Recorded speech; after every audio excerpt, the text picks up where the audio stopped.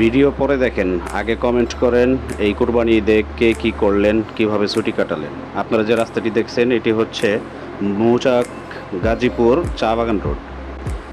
এই গরমে চা বাগান যাওয়ার একটি উদ্দেশ্য হচ্ছে সেখানে স্পেশাল মাঠা পাওয়া যায়। সেই মাঠাগুলো তারা নিজেরা দই রাত্রে পাতে এবং সেগুলো দিয়ে তৈরি করে। তো আমাদের উদ্দেশ্য হচ্ছে মাঠা।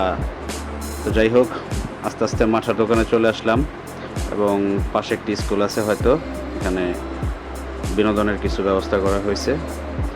তো ভালো মাঠার দোকান খুঁজে পাচ্ছিলাম না, তো ভাবলাম নদীর ঘাটের একদম শেষ সীমানায় যাই। তো মাঠা ওয়াটার দিলাম, এক গ্লাস 30 টাকা করে, 3টা 90 টাকা। তারপর মাঠা নিয়ে উঠে গেলাম একটি খালি ট্রলারের উপরে। আসলে খালি ট্রলারের উপরে ওঠার উদ্দেশ্য হচ্ছে ভাড়া লাগবে না, মাগনা বিনোদন নিতে পারবো। তো 3জন উঠে বসে বললাম এবং মাঠা টেস্ট করতে লাগলাম। তো সবাই মাঠার উপভোগ করতেছি এবং রিভিউ দিচ্ছি যে আসলেই কেমন হয়েছে। তো যাই হোক, প্রচণ্ড গরম, তাপমাত্রা 40-এর উপরে। তো মাঠার দোকানগুলো এই পাশ থেকে শুরু করে একদম আপনার পশ্চিম কর্নার ওই পর্যন্ত, ব্রিজ পর্যন্ত আসলেই বসে। তো এখানে স্পেশাল মাঠার পাশাপাশি চটপটি ফুচকাও পাওয়া যায়।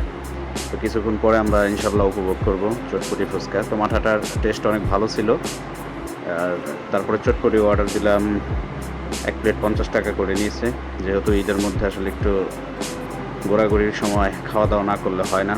তো কলিগকে জিজ্ঞেস করলাম রিভিউ কেমন, তো বললো যে রিভিউ হচ্ছে 10-এ 8, এবং আসল কথা হচ্ছে এই জায়গার পরিবেশটা 10-এ 10। তারপরে শেষ করে দেখলাম যে মিষ্টি পান বিক্রি করতেছে 10 টাকা পিস। তো 2জনে 2টা পান কিনলাম। খাওয়ার পরে এর আগে কিছু ছবি তোলা হয়েছিল, এই ছবিগুলো দেখছেন। তো শেষ করলাম ঈদের ছুটি।